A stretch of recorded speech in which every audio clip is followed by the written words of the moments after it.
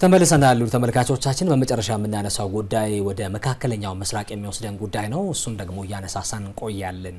ቀይ ባህር ባቤል መንደብና አይደን ባህረ ሰላጤ የሚንቀሳቀሰውን የንግድ ኮሪደር በስፋት እየረበሸው እንዳለ ይታወቃል። ለዚህ በምክንያትነት የሚያነሳው እንግዲህ በመካከለኛው ምስራቅ የተለቆሰውን የመጀመሪያው የእስራኤልና የሐማስ ግጭትን አንደኛ መነሻውን እንደነበር እናስታውሳለን። ከዛ በኋላ ደግሞ ተከታታይ የሆኑ ግጭቶች እንደነበሩ ይታወቃል። በሊባኖስም እንደዚሁም ደግሞ በኢራንም የተቀሰቀሰው ግጭት አንዱ የዛ አጋርነት የማሳያ እርምጃ ተደርጎ ሊወሰድ የሚችል እንቅስቃሴ ነው። ይሄ እንቅስቃሴ ግን በቀጠና ያለውን የንግድ እንቅስቃሴ የሚረብሽ ነውና ምን አንድምታ አለው? ይህን እንቅስቃሴ ማድረጉ የሚፈጥረው በተለይ በቀጠናው የሚንቀሳቀሰውን የንግድ ኮሪደር ከመረበሽ አንፃር የሚፈጥረው ነገር ያው ምንም ጥያቄ የለውም። ማለት በተለይ በቀይ ባህር አካባቢ ላይ የትጥቅ እንቅስቃሴዎች ባንድም በሌላ በቀጥታ የንግድ መርከቦችን እንቅስቃሴ እንደሚያስተዋጉሉ የሚታወቅ ጉዳይ ነው። በዚህ ረገድ ደግሞ ተጠምዶ የምናገኘው የሁቲ አማጽያኖች በተመሳሳይ እንደዚህ አይነት እርምጃዎችን ሲወስዱ ጥቃት ሲፈጽሙ ተመልክተናል። በአውሮፓውያኑ 23 ወደ ኋላ ብንሄድ በተለይ በእስራኤልና ሐማስ መካከል ጦርነት በተደረገበት ጊዜ በጣም ታርጌትድ የሆኑ በኤደን ባህረ ሰላጤ በባቤል መንደብና በቀይ ባህር ላይ ከፍተኛ የሆነ ጥቃቶችን ሲያደርስ እንደነበር ይታወቃል። በኋላ ላይ በእስራኤልና ጋዛ መካከል የተኩስ አቁም ስምምነት ሲፈረም 2025 ላይ ደግሞ ትንሽ ጥቃቶች ጋፕ ብለው ተመልክተናል። አሁን ደግሞ እስራኤልና አሜሪካ በጥምረት ከኢራን ጋር የሚያደርጉትን ግጭት ተከትሎ ደግሞ ጥቃቶች በተመሳሳይ መልኩ እየተስፋፉ መጥተዋል። ይሄ የሚሆነው በሁቲ አማጽያን በኩል ከሰሞኑ ደግሞ በሆዴይዳ ቅርብ ርቀት ላይ እንደዚሁ ጥቃት መፈጸማቸው ተገልጿል። በአንድም በሌላ ተጽዕኖ እንደ ሀገር እንደ ኢትዮጵያ የራሱ እኛ ላይ የሚደርሰው ተጽዕኖ አለ። ከዛ ውጪ ደግሞ ተጽዕኖ በዚህ ቀጠና ብቻ የሚገደብ አይደለም። ምክንያቱም ሰፋ ያለ መልክና ቅርጽ ያለው ነው። በዓለም አቀፍ ደረጃ ያለውን ተጽዕኖ ስንመለከተው ለምሳሌ ከየመን ነዳጅ ጭኖ የሚነሳ አንድ የነዳጅ ጫኝ መርከብ ወደ አውሮፓ የሚሄድ ከሆነ በባቤል መንደብ በኩል አድርጎ ስዊዝ ቦይን አቋርጦ አውሮፓ በጣም አጭር የሆነ መንገድ ይጓዛል ማለት ነው። አሁን ግን በተለይ የባቤል መንደብና እዛ አካባቢ ላይ የሚንቀሳቀስ ኃይል እንደመሆኑ የሁቲ አማጽያን መንገዱን ረጅም ያደርገዋል። አሁን በደቡብ አፍሪካ በኩል ነው የምትሄደው። በደቡብ አፍሪካ በኩል ስትሄድ ቀደም ሲል በቀይ ባህር በኩል 6 ቀን የሚፈጅብህ ከሆነ 12 ቀን ማለት ነው። በእጥፍ ነው የሚጨምረው። ይሄ ደግሞ የነዳጅ ወጪ አለ፣ የትራንስፖርት ወጪ አለ። ከዛ ውጪ ደግሞ ጊዜ ራሱ በጣም ሀብት ነው። እንዲህ አይነት ጉዳዮች አሉ። ወደኛ ሀገር ስናመጣው ደግሞ ኢትዮጵያ አንድ የባህር መስመር የምትጠቀመው እንደምናውቀው ከ95 በመቶ በላይ የሚሆነው የውጭ ገቢ ንግዳችን የተመሰረተው ጅቡቲ ላይ ነው። ስለዚህ እንዲህ አይነት እንቅስቃሴ አካባቢ የሚታወቅ ከሆነ ቀደም ሲል ያነሷቸው ጫናዎች እኛ ጋር ይመጣሉ ማለት ነው። እኛ ደግሞ እንደሚወራው አይደለም። ከባቤል መንደብ በጣም ቅርብ ርቀት ላይ ነው ያለነው። 50-60 ኪሎ ሜትር ርቀት ላይ ነው ያለነው። ወደፊት ልክ እንደ ስዊዝ ቦይ በጣም ስትራቴጂክ ቦታ ይሆናል ተብሎ አሁንም ነው ይሆናል ተብሎ የሚታሰበው የባቤል መንደብ ሰርጥ ነው። እዛ አካባቢ ላይ የሚደረጉ ተገቢ ያልሆኑ የትጥቅ እንቅስቃሴዎች በአንድም በሌላ የኛን የውጭ ገቢ ንግድ ያስተጓጉላሉ ማለት ነው። ኢትዮጵያ ደጋግማ የባህር በር ያስፈልገኛል የምትለው እንዲህ አይነት የህልውና ስጋቶች ስላሉ በሆነ አጋጣሚ እንዲህ አይነት መስተጓጎሎች ቢፈጠሩ ይሄ ሀገር ተዘግቶ ነው በቃ እንትን የሚለው ማለት። ስለዚህ አደጋው በጣም ከፍተኛ ነው። የባህር በር የምንጠይቀው እንዲህ አይነት የህልውና ስጋቶችም ስላሉ ነው የሚለው ጉዳይ መሰመር መቻል ያለበት ነገር ነው። ነገር ግን ለዚህ መፍትሄ ይሆናል ብዬ የማስበው የኢትዮጵያም የቀደመ አስተዋጽኦ የሆነው በአካባቢው ላይ የሰላምና ደህንነትን የማስከበር ሁኔታዎች ከአካባቢው ሀገራት ጋር በጥምረት በትብብር ስትሰራ የቆየችው ነው። ስለዚህ አሁንም ኢትዮጵያ ወደ ባህር በር መመለስ ማለት እንዲህ አይነት የትጥቅ እንቅስቃሴዎች የንግድ ሰንሰለቱን እንዳያውኩ የኢትዮጵያ አስተዋጽኦ በጣም ከፍተኛ ነው። ምክንያቱም በዚህ ቀጠና ጠንካራ ሀገር ከተጠቀሰ ኢትዮጵያ ነው።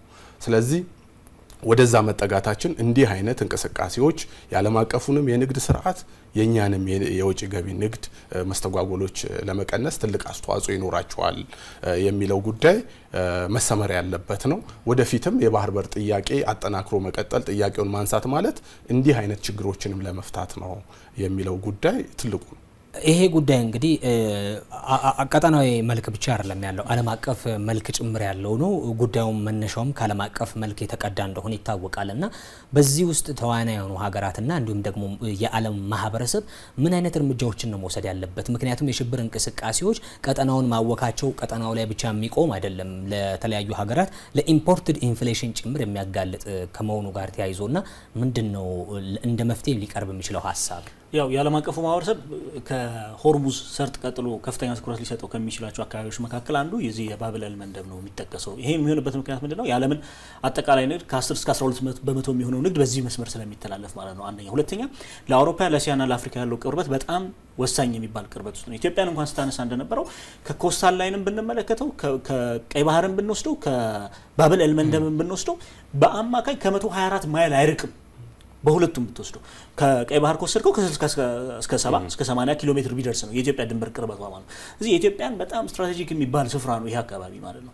አንደኛ። ሁለተኛ ይሄ አካባቢ በጣም ልዩ ስጋት ያለበት አካባቢ ነው። ቀጠናው እንግዲህ በሽብር እንቅስቃሴ የሚታወቁ ቡድኖች የሶማሊያ ፓይሬቶች ጭምር በዚህ አካባቢና በዚህ የውሃ ክፍል ላይ በጣም ከፍተኛ እንቅስቃሴ የሚያደርጉበት የንግድ መርከቦችን በማገት የሚታወቁበት አካባቢ ነው። ስለዚህ ይሄ እዚህ አንጻር በጣም ስትራቴጂክ የሚባል ነው። ስትራቴጂካዊ ጠቀሜታው ደግሞ ለኢትዮጵያ እንደ ኢትዮጵያ ላሉ ሀገራት በጣም ወሳኝ የሚሆን ነው። አንደኛ የብሔራዊ ጥቅማቸውን ከማስጠበቅ አንጻር፣ ሁለተኛ የኢኮኖሚ እንቅስቃሴያቸውን ከመጠበቅ አንጻር፣ ሶስተኛ ህልውናቸውን ከማስቀጠል አንጻር በጣም አስፈላጊ ነው። ለዚህ እኮ ነው በዚህ ሳምንት የአውሮፓ ህብረት በጅቡቲ ተጨማሪ የናቫል ፎርስ ለማምጣት የወሰነበት አንዱ ምክንያት የሁቲ የማስጠንቀቂያ በተደጋጋሚ ማስጠንቀቂያዎችን እየሰጠ ነው የሚገኘው። ስለዚህ ይሄ ስጋት ለአፍሪካ ወይም ለአፍሪካ ቀንድ ሀገራት ብቻ ወይም ለኢትዮጵያ ብቻ ሳይሆን ለአውሮፓ ሀገራት የሚያሰጋቸው ናቸው። ቅድም እንዳልከው ነው የአውሮፓ ሀገራት ዋነኛ የንግድ መስመር መተላለፊያቸውና ከእስያና ከአፍሪካ ጋር የሚያገናኛቸው መስመር ይሄ የባብ ኤል መንደብ ነው። በጣም በዓለም ላይ ጠባብ ከሚባሉ ስትሬቶች ወይም ደግሞ መተላለፊያዎች መካከል በሁለተኝነት የምታስቀምጠው ነው። አንደኛው ስዊዝ ካናል አለው፣ ሁለተኛው ባብ ኤል መንደብ ነው። ስለዚህ ይሄ ቀጠና በጣም ወሳኝነት ያለው ከመሆኑ ጋር አንጻር የዓለም አቀፍ ማህበረሰቡ ትኩረት በጣም ቢሰጠው የሚገርም አይደለም፣ ወይም ደግሞ ተገቢ ትኩረት ሰጥቶታል። የጸጥታው ምክር ቤት ራሱ ውሳኔ ያሳልፈዋል። በተለይ እዛ አካባቢ ያለውን የጸጥታ እንቅስቃሴ በየወሩ ሪፖርት እንዲደረግለት አዲስ ህግ አውጥቶ አዲስ መመሪያ አውጥቶ ውሳኔ ማሳለፉ ይታወቃልና አሁን እንደ ድሮ አይደለም። አሁን ከዘንድሮ ዓመት ጀምሮ የተባበሩት መንግስታት የጸጥታው ምክር ቤት እዚህ አካባቢ ያለውን የጸጥታው ምክር ቤት አጥንቶ ተመልክቶ ወራዊ ሪፖርት እንዲያቀርብ የተደረሰ ውሳኔ አለና ይህን ስትመለከት ቀደም ሲል ምስክር እንዳነሳው የአውሮፓ ሀገራት ትልቅ ትኩረት እንደሰጡት ማሳያ በጣም ትልቅ ስፍራ ከመሆኑ ጋር የተያያዘ ነው። ስለዚህ ሀገራት አሁን ጥቃት ገና ሳይሰነዘር በስጋት ደረጃ እንኳን እንዲህ አይነት እርምጃ እየወሰዱ ያለበት ምክንያት በጣም ወሳኝ። አንድ የምናስታውሰው በሆርሙዝ ሰርጥ በመዘጋቱ ምክንያት እኮ ከመርከብ ጋር ተያይዘው የሚሰሩ ኢንሹራንስ ኩባንያዎች ኢንሹራንስ ለመርከቦቹ ላለመስጠት በወሰኑት ውሳኔ ምክንያት በጣም በከፍተኛ ደረጃ የንግድ መርከቦች የማጓጓዝ ወጪያቸው በጣም በከፍተኛ ደረጃ ጨምሯል። እንቅስቃሴያቸውም ተጋጭቷል። በትክክል የኬፕ ኦፍ ጉድ አሁን ምን ለሁሌም የምናነሳው በደቡብ አፍሪካ በሚሄደው መስመር ከተከተልን እኮ ቅድም ስታነሳው እንደነበረው ቀኑ፣ ኪሎ ሜትሩ፣ የኢንሹራንስ ወጪው ምናምን በአማካኝ እስከ 4 ሚሊዮን የአሜሪካን ዶላር በአንድ ጭነት ላይ በአንድ የንግድ መርከብ ጭነት ላይ ይህንን ዋጋ ያስከፍላል። ይሄ ብቻ መሆኑ ሳይሆን ያኛውን መስመር ገና የተረጋገጠ ስላልሆነ ወይም ደግሞ ሁሉም ትኩረት ወደዛ የሚያደርግ ከሆነ ደግሞ የትራፊክ መፈጠሩ አይቀርም። ስለዚህ ከዚህ አንጻርም በጣም ብዙ ኮስት የሚያደርግ ነገር አለ። ኢትዮጵያ እንዳልነው ምንም ምርጫ የማይሰጣት አካባቢ ስለሆነ በትኩረት ብትከታተልና ብትመለከተው የሚገባት ነው። የህልውና ጉዳይ ነው። አሁን እኮ ያው በአመት 2 ቢሊዮን ዶላር ነው የምንከፍለው። እንዲህ አይነት ነገሮች ደግሞ እየሰፉና በጊዜ መፍትሄ የማይሰጣቸው አይነት ከሆነ ይሄ ወጪ በከፍተኛ ደረጃ ይጨምራል ማለት ነው።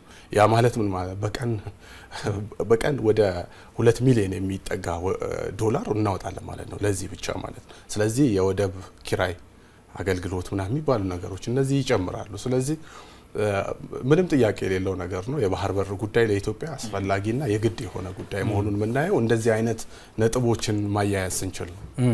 ለኢትዮጵያ እንግዲህ ይሄ ጉዳይ ዓለም አቀፍና ቀጠናዊ ገጽታ ብቻ ሳይሆን ለኢትዮጵያ የብሔራዊ ደህንነት ጉዳይ መሆኑን መመልከት እንችላለን። ሁቲ እየደቀነ ያለው ጉዳይ ማለት ነው። በሌላ ገጹ ደግሞ ቀጠናው የተረጋጋ እንዲሆን ማድረግ ደግሞ ከሁሉም የቀጠናው ተጋሪ ሀገራትና ዓለም አቀፍ ተዋናይ ደግሞ ተጠባቂው ተግባር ይሆናል። ግን ደግሞ አሁንም ከ11 በላይ የሚጠጉ የሚጠጉ ሀገራት ሰፍሮ የሚገኙበት የጅቡቲ የወታደራዊ ቤዞች አሉ። እነዚህ ቤዞች ግን የሁቲ አማጽያንን እንቅስቃሴ ሙሉ በሙሉ መመከት አልተቻላቸውም እና ይሄም ሌላኛው ጥያቄ የሚያስነሳ ጉዳይ ሆኖ ይቀጥላል።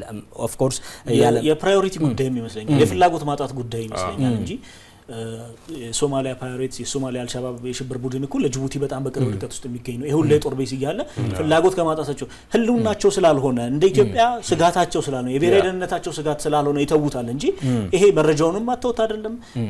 በጥምረት ሲሰሩ የለ እንደ ከሀገራቱ ጋር እኮ የሀገራቱን ሰላምና ደህንነትና የሽብር እንቅስቃሴ ለመግታት እኮ ሲሰሩ ነበር። ፍላጎት ካለ ማይቻል ነገር በትክክል። ስለዚህ ይሄ ጉዳይ ላይ እንግዲህ እነዚህ አካላት 1000 ኪሎ ሜትሮችን አቆራርጠው መምጣታቸው ጥያቄ የሚያስነሳው ጉዳይ በቀጠናው ላይ ያለውን ሰላም የማረጋገጥ አንዱ ምክንያታቸው እንደነበር ይታወቃል። እዚህ ቦታ ላይ መተው መስፈራቸው ከመስፈር የተሻገረ ዓላማው በዋነኛነት የቀጠናውን ሰላም፣ ደህንነት እና የንግድ እንቅስቃሴ ማስጠበቅ እንደሆነም ይታወቃል። ግን ደግሞ ይሄ ሲሆን እየተመለከትን አይደለም። የሁቲ አማጽያን በተደጋጋሚ በቀይ ባህርና እንዲሁም ኤደን ባህረ ሰላጤና ባቤል መንደብ ላይ እየጣለ ያለው አደጋ ከፍተኛ የሆነ ነው የሚገኘው። ለማንኛውም ኢትዮጵያውያን የቀጠናው ተዋናያን እንደዚሁም ደግሞ የቀጠናው ሀገራት ተጠባቂውን የሚጠበቅባቸውን ኃላፊነት ሊወጡ ይገባል የሚለው የመቋጫ ሀሳባችን እናደርገውና እዚህ ጋር እናጠቃልል። መልካም እጅግ አድርጌ ነው የማመሰግነው ምስክር ስናፍቅ እንደዚሁም ደረሰ አማረ ለአጋራችሁን ሀሳብና እይታዎቻችሁ አመሰግናለሁ። እናመሰግናለን። ውድ ተመልካቾቻችን ላለፉት ደቂቃዎች ስትከታተሉ ቆይታ ያደረጋችሁት ሀሳብ ላይን ከፋና ሚዲያ ኮርፖሬሽን ፋና ቴሌቪዥን ወደ እናንተ የደረሰ ቆይታ አድርጓል። 3 ጉዳዮችን መርጠን ወደ እናንተ እያጋራን ትርጉምና እንድምታ እየሰጠን ቆይታ አድርገናል። በረከት ተካልኝ ደግሞ ውይይቱን እየመራሁኝ አብራችሁ ቆይታ አድርጌያለሁኝ። ሳምንት በሌሎች ተወያዮችና ርዕሰ ጉዳዮች እስከምንገናኝ መልካም ጊዜ